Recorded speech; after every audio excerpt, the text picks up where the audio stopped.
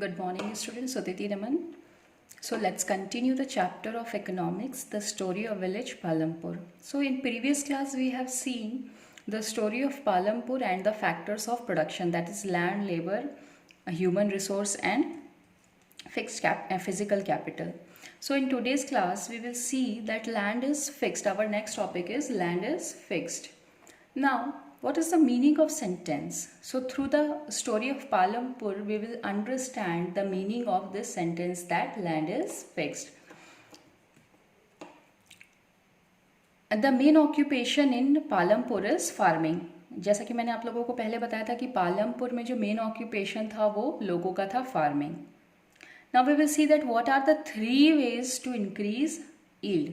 Farming को ज़्यादा से ज़्यादा कल्टीवेट करके, फार्मिंग में ज़्यादा से ज़्यादा कल्टीवेशन करके लोग कैसे अपना सोर्स ऑफ अर्निंग बढ़ा सकते थे. तो आप बोलेंगे कि ज़्यादा से ज़्यादा लैंड पे फार्मिंग करके, but students we are living in the time where land for farming is fixed और दैट इज़ लिमिटेड. क्योंकि खेती के लिए और के लिए लैंड हर साल कम होती जा रही है. Instead of that highway, factory and buildings are constructed day by day. तो लैंड इज फिक्स्ड का मतलब है कि क्योंकि आजकल ज़्यादा से ज़्यादा लैंड जो है वो कंस्ट्रक्शन वर्क के लिए यूज़ हो रहा है, फैक्ट्रीज़ के लिए, बिल्डिंग्स के लिए. तो जो लैंड है वो फार्मिंग के लिए बहुत ही लिमिटेड रह गई है. तो इसका लैंड इज फिक्स्ड का मतलब होता है limited land used for farming. And since from 1960 Palampur में लैंड एरिया के एक्सपेंशन जो कि फार्मिंग में यूज़ होता था उसको बढ़ाने के लिए कोई भी स्टेप्स नहीं लिए गए थे.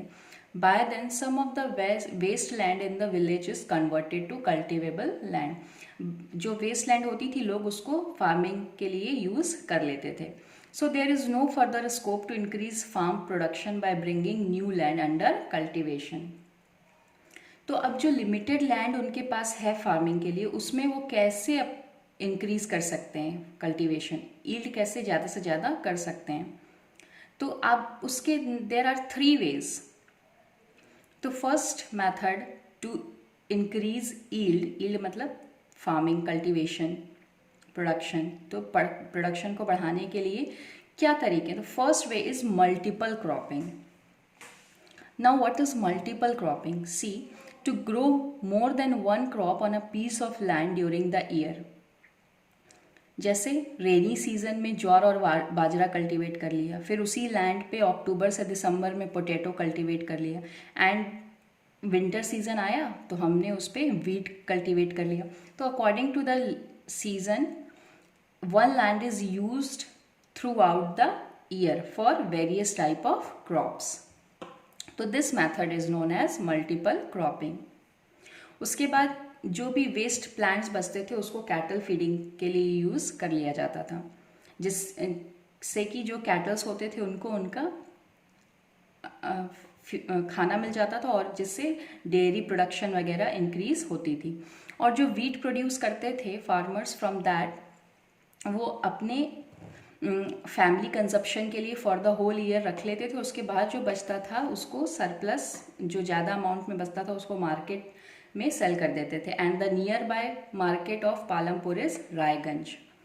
अ part of the land area is also devoted to sugar cane which is harvested once year. अब शुगर कैन कभी वो हार्वेस्टिंग करते थे साल में एक बार, एंड शुगर कैन का रॉ फॉर्म और jaggery they sold to the nearby market of Shahpur.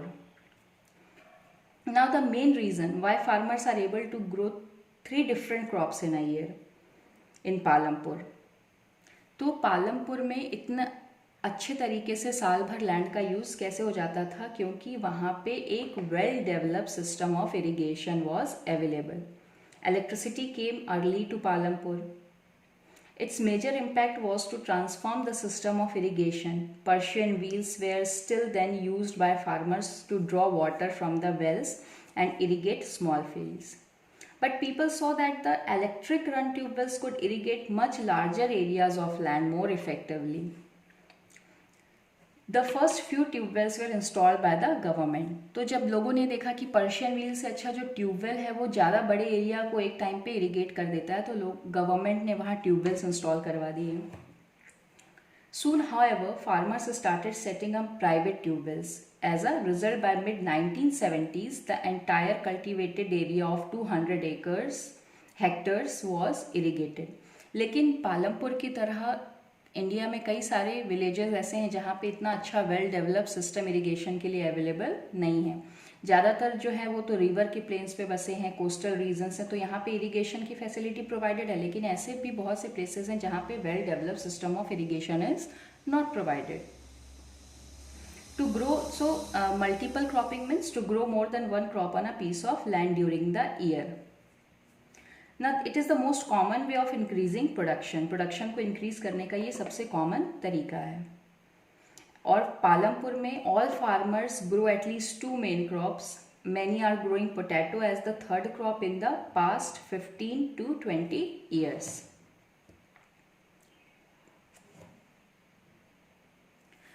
So this is the first method of increasing yield, that is multiple cropping. Now the two methods we will see in our next session. Till now revise the portion nicely. Stay home, stay safe. Thank you.